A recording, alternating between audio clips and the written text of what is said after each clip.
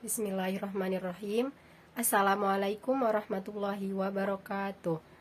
Innal hamdalillah nahmaduhu wa nasta'inu wa nastaghfiruh wa na'udzu billahi min syururi anfusina wa min sayyiati a'malina may yahdihillahu fala mudhillalah wa may yudlilhu fala hadiyalah. Asyhadu an la ilaha illallah wa asyhadu anna Muhammadan abduhu wa rasuluh la nabiyya ba'da. Amma ba'd. Falasi atau sesat pikir. Nah, falasi ini merupakan kekeliruan berpikir yang seolah-olah tampak benar, terlihat benar. Falasi ini adalah bentuk-bentuk penyimpangan dari kaidah-kaidah yang mengatur semua jenis dialog percakapan manusia. Jadi maksudnya, ketika kita bercakap-cakap atau manusia ini bercakap-cakap atau berdialog, itu sudah memiliki kaidah tertentu yang telah mengaturnya. Apabila kita ketika berdialog keluar dari kaidah-kaidah tersebut, maka sudah dikatakan itu sebagai sesat pikir atau falasi. Dalam talk show ini, saya menggunakan 3 jenis falasi. Falasi yang pertama yaitu tentang argumentum ad populum, yang kedua yaitu argumentum ad hominem, dan yang ketiga yaitu argumentum ad baculum.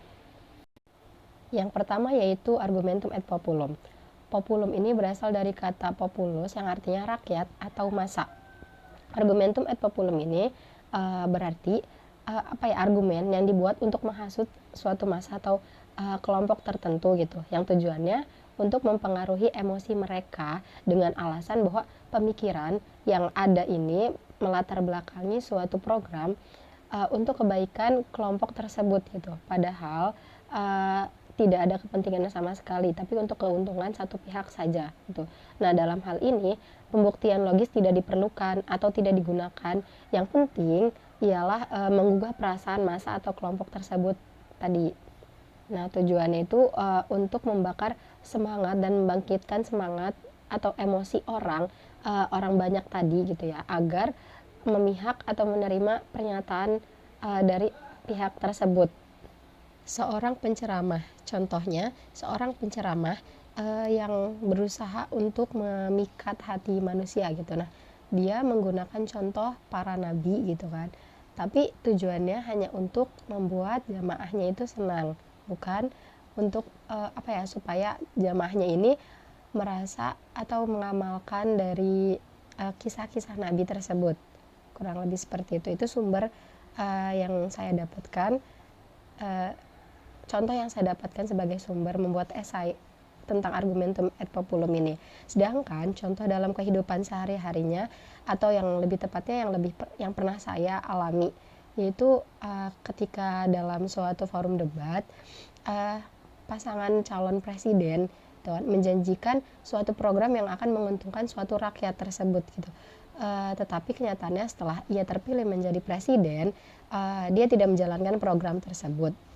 Atau bahasa lainnya itu hanya omong kosong dan dia ingkar janji, seperti itu. Selanjutnya yaitu argumentum ad hominem. Nah, hominem ini artinya mengacu pada orangnya.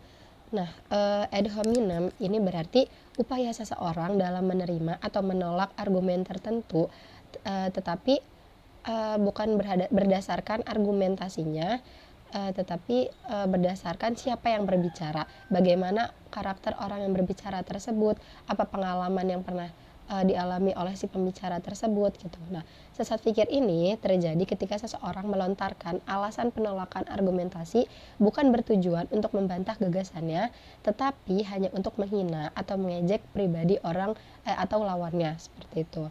Nah, ad hominem ini tidak hanya berlaku pada individu saja, tapi bisa juga terjadi pada sebuah lembaga kepemerintahan atau instansi. Tuh. Nah, contoh yang saya dapatkan dari sumber yaitu misal seorang juri menilai atau menjadikan peserta lomba bukan berdasarkan dari suara bagusnya gitu ya, atau nyanyinya gitu, tetapi dari paras cantiknya gitu. Ini adalah sebuah kekeliruan. Sedangkan contoh dalam kehidupan sehari-hari, misalnya seorang anak yang ketika dinasehati oleh orang tuanya, dia mengacuhkan apa yang dibicarakan orang tuanya, karena orang tuanya ini memiliki latar belakang sekolah yang rendah gitu ya, misalnya sekolah dasar. ini merupakan kekeliruan gitu ya, atau sesat pikir, karena memandang latar belakang pendidikan sebagai tidak menghargai seseorang tersebut gitu. Selanjutnya yaitu argumentum et baculum. Nah, baculum ini berasal dari kata baculus, yaitu artinya tongkat atau pentungan. Nah, argumen ini adalah argumen yang berisi ancaman untuk mendesak orang untuk menerima suatu konklusi tertentu dengan alasan bahwa jika ia menolak maka ia akan berakibat buruk ke depannya gitu ya, bagi dirinya gitu. Biasanya argumen ini digunakan oleh banyak orang tua agar anaknya nurut pada apa yang diperintahkan oleh orang tua tersebut gitu. Yang juga dapat terjadi adalah mengajukan gagasan atau seringnya bersifat tuntutan agar didengar dan dipenuhi oleh pihak penguasa, tapi gagasannya didasari dengan penalaran yang gak masuk akal gitu, dan argumen yang dikemukakan ini nggak memperlihatkan hubungan logis antara premis dengan kesimpulannya gitu. Jadi intinya sebuah argumen hanya untuk mengancam seseorang saja gitu, tanpa nalar yang logis seperti itu.